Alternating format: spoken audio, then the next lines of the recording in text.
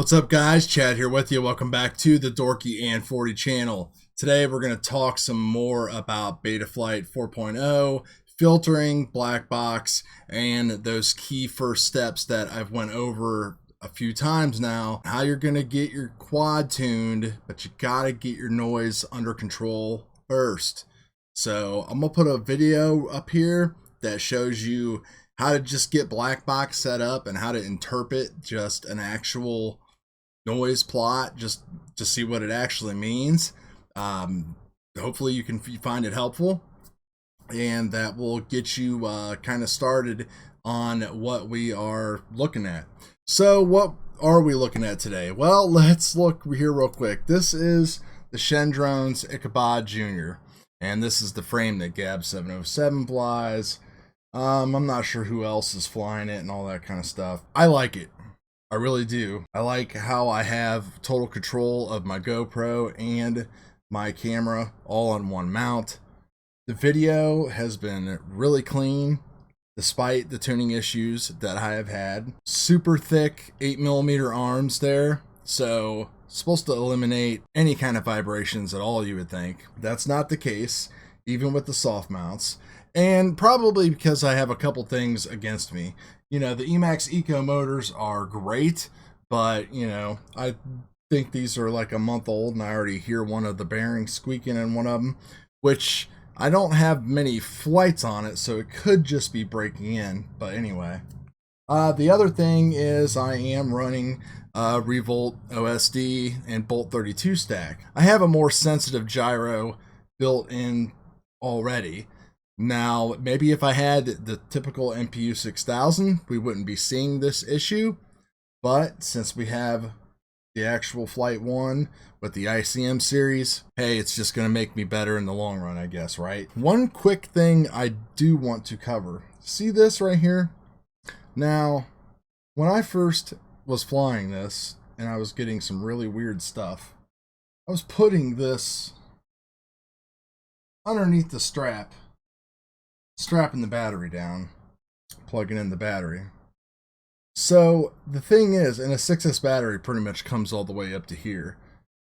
So I was getting some really weird noise plots, and it turned out actually that I just decided by chance to run a flight without changing anything and not securing the strap. What was going on was this strap, I believe, was pulling on the flight stack and causing some of the weird noise issues. So that's just a little tip in case you're having an issue out there that you just don't know what the heck's going on. You're strapping down your XT60 real tight that's connected to your stack. Don't do it. So anyway, let's take a look at these noise plots here real quick, and I'm going to show you a few of the before and after, and we're going to talk about how adding and subtracting additional filtering has actually fixed stuff. So if we take a look right now at the current PID setup that I have, a little bit different, almost complete opposite that I have from my Revolt series that I did with the Source 1 and everything like that. Basically because I really haven't got it into like tuning everything yet, because I've been trying to sort out this noise issue. If we look, currently, this filtering setup, as far as having the biquad turned on here at 150, this up here, that isn't really a whole lot different. But you can see that I have another biquad filter turned on right here. And I also have my D-term low pass cutoffs set really low. Chris Thompson suggested this, and I have ran this today for multiple packs, and actually it hasn't been too bad. You know, you filter out that D noise, you gain a little bit of latency, but you're not fighting the D as much. That is at least the theory. So we'll see how it goes, and you know, over the next couple days or a week or whatever, as far as how long it takes to get this thing tuned up, we'll see how things go. But you can see that I have the additional filters here. This one's turned on, and you know, this one's changed. I started with this one off, but I did end up turning it back on, and I'm going to show you why, like what I was actually seeing. So this is debug mode, gyro scaled.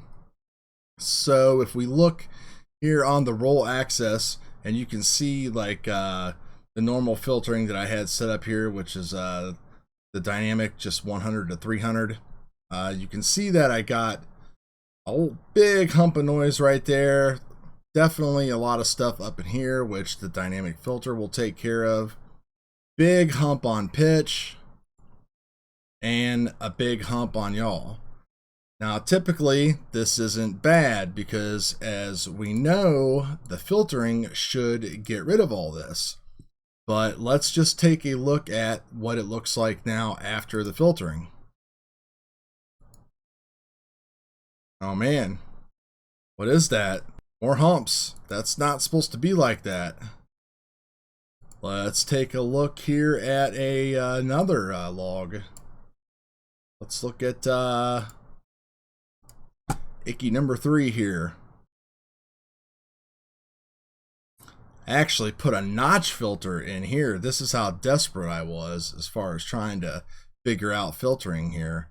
But you can see that, you know, with the notch filter even in place, that really didn't do a whole lot for my noise, at least on the roll axis there.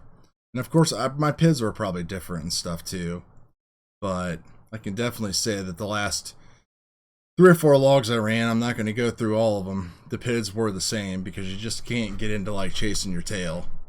So while we're here, let's take a look at our D values and see how that looks.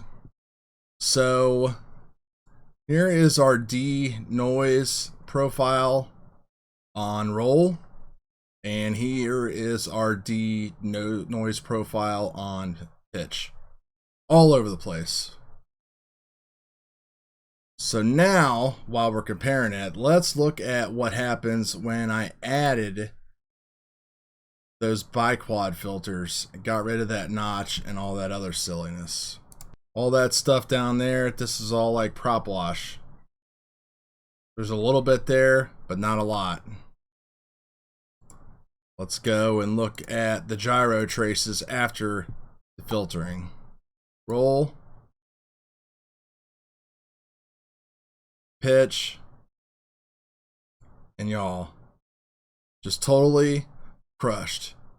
And that is with adding that second low pass filter at 150 Hertz. So how did I come to that conclusion? Well, let's go back and let's look at the gyro scale.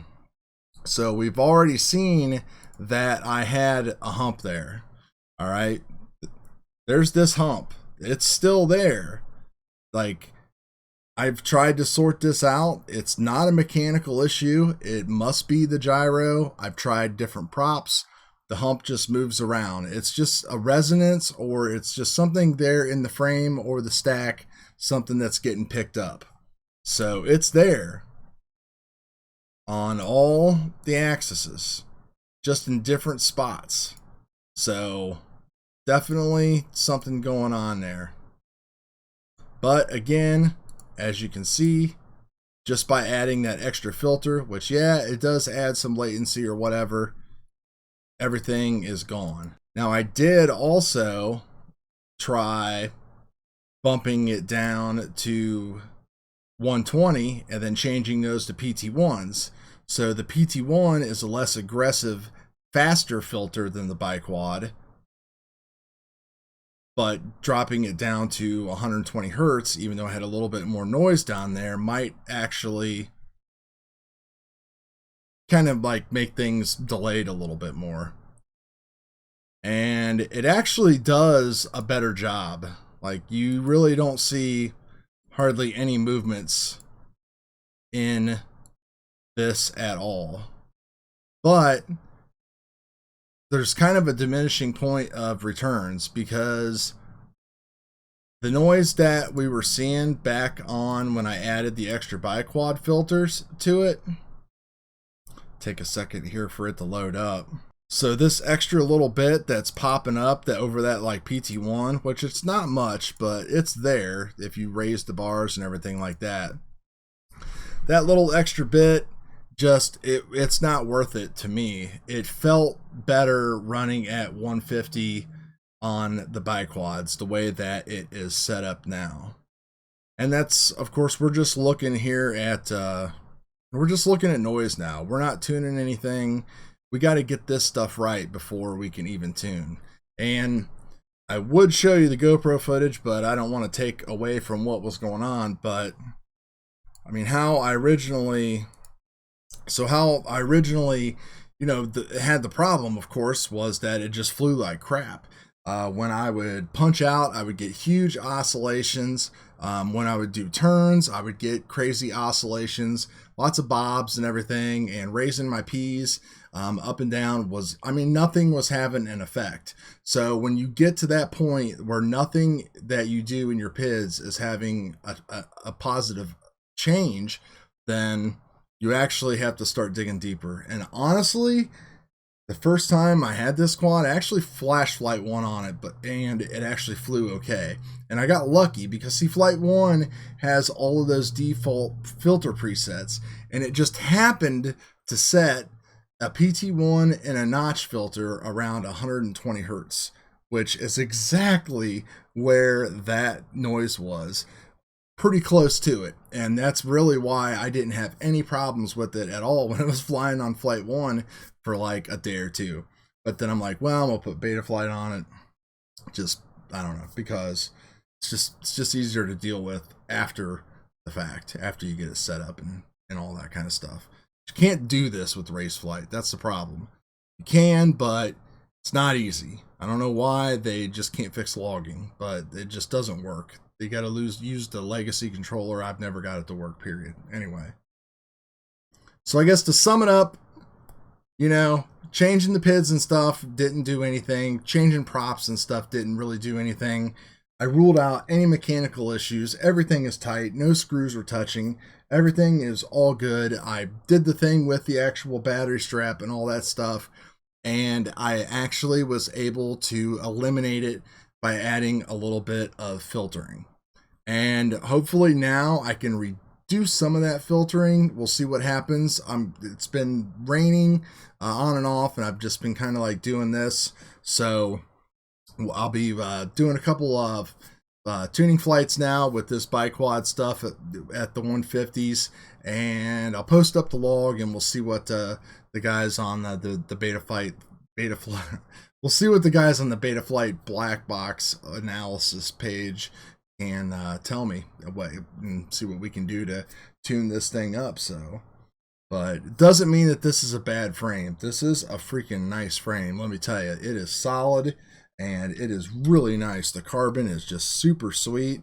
I really, really like it, especially that camera mount, how it all just kind of moves together. So I'm not too sure about my VTX like crammed back in here. I don't know. We'll go over it later on. Starting to ramble. Thanks, guys. We'll talk to you later. Hopefully, I can't say that. Hopefully, you know, I taught you something.